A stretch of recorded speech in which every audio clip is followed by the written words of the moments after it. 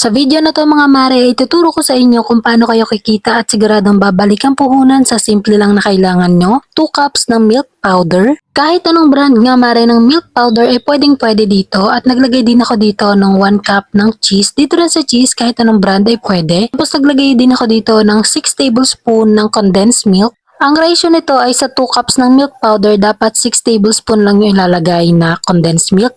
Tapos kapag ka medyo parang clay na yung itsura niya, pwede na yan. Kukuha lang tayo dito ng white sugar. So ang gagawin lang is i-dip lang itong pinaka pastillas dough dito sa may white sugar. Kung tatanungin naman kung pwede ang wash sugar ay pwede naman, kaso mas maganda kasi itong white sugar kapag ka sa mga ganitong klaseng pastillas. So ganun lang mga mare yung gagawin sa lahat hanggang sa mayari, and then pwede rin ito yung pa-circle, depende sa inyo. At after nun yan, tapos na nga natin itong ating cheesy pastillas. Yun lang for today's video.